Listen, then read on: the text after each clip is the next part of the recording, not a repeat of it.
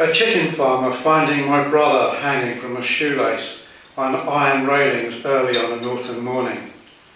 A swirl in the water and a mysterious fish snapping my £5 line in a small river in West Sussex.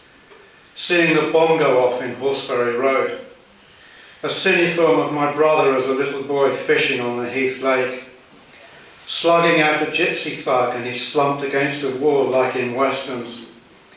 Looking at my brother's rope burns on his neck in the coffin. Turning a car over at 70 miles an hour down a hill and realising we were still alive. Mrs. Miller at the prep school whipping me with a cane on both hands for talking.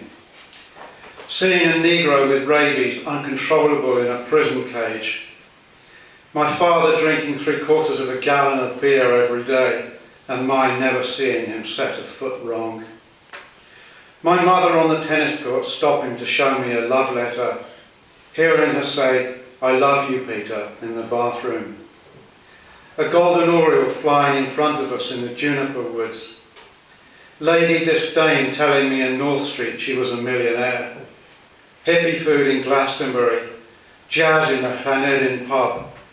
Lying on a jetty with my brother and trying to catch the mullet. The burning well-being after craniosacral therapy. Singing Blake's Nurse's Song to a vast audience at an arts festival. 2 old men in a private library in Berwick-on-Tweed showing me from Hebrew that man doesn't have a soul. The first bite loveless and the cold walk home.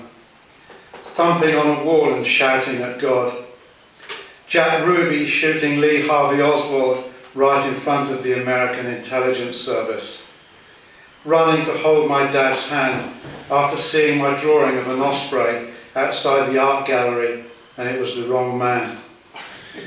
A university assignment report calling me a hippie academic and my not reading that till a decade later. Dreaming I met Alexander Solzhenitsyn at the Good Intent. Holding my firstborn, Homer's line that a cheerful man does best in every enterprise. My mother saying goodbye little home and stopping in the lane to be sick out of the car and driving her to the hospital to die. My brother stabbing a knife in his kitchen table, fearing prison, then boiling wine and whiskey before breakfast.